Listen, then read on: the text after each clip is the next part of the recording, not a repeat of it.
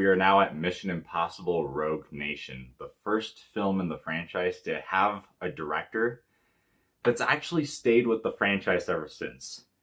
This was Christopher McQuarrie's first Mission Impossible film, and then he did Fallout, and now he's doing both parts of Dead Reckoning. He also directed Jack Reacher, which I think is also a very underrated film that I would definitely love to review at some point on this channel. But today we're looking at the first major blockbuster that he directed, following the shutdown of the IMF and Ethan now being hunted down by the CIA.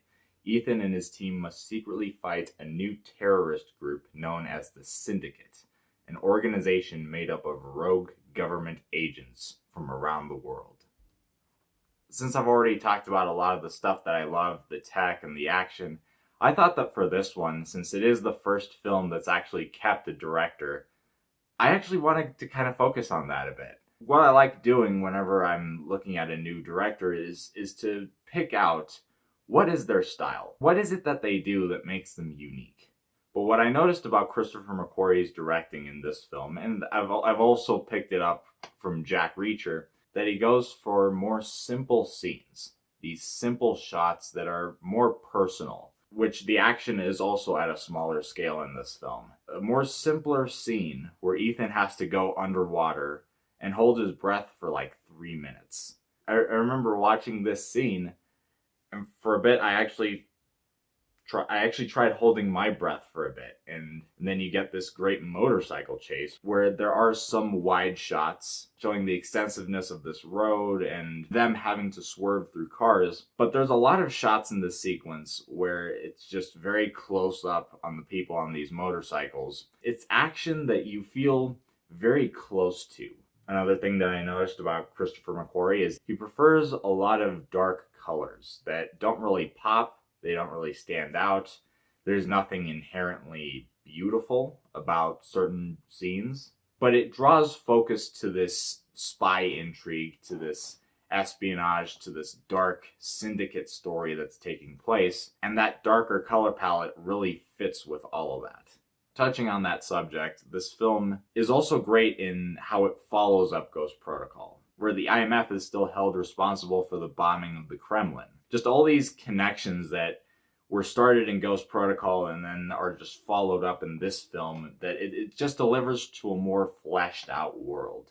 This world where there are actions and consequences, to the point where Ethan, once again, it's this fugitive plot line where he's running from the CIA. And yeah, they did that fugitive plot line back in the first film. First film, it was just him trying to find one or two people. This film, it's him dealing with this whole organization. It deals with his obsession with this one guy, with this face that he's trying to track.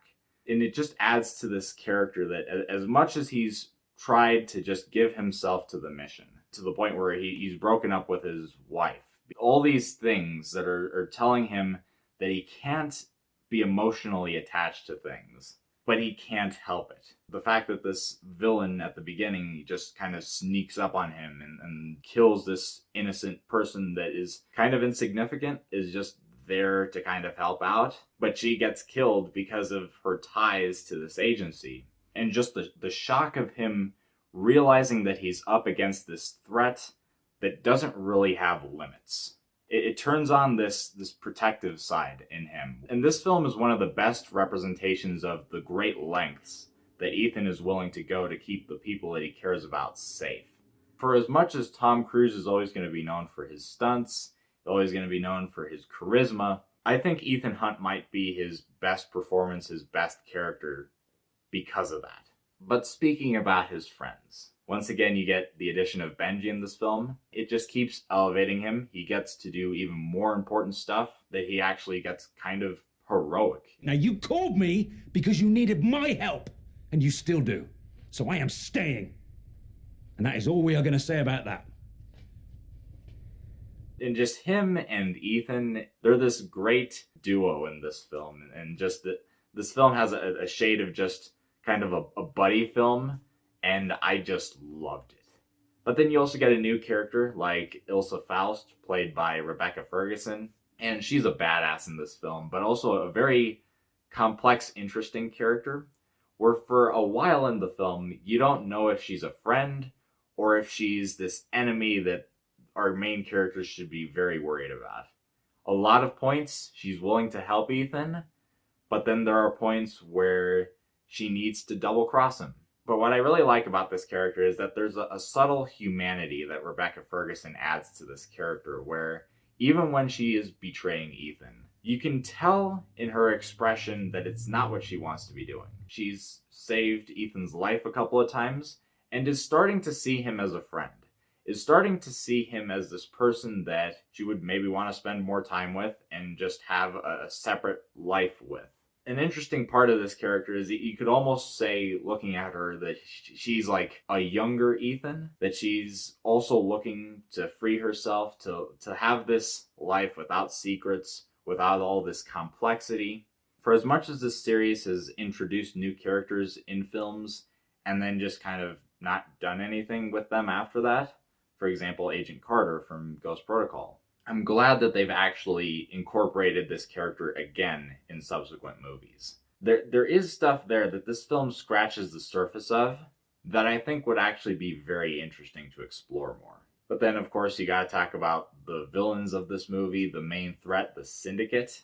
And they have a fantastic intro in this film, where it's Ethan getting told his mission through this record, but then it's revealed that the Syndicate is the voice behind this mission. And they're set up very early to just be very threatening, because they kind of just pop out of nowhere. The Syndicate is very much the equivalent of Spectre for Mission Impossible. This organization that is very mysterious. They're made up of these missing people, these people that are presumed dead.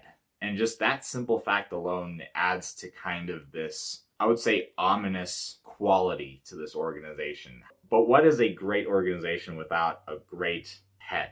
A great head to the snake.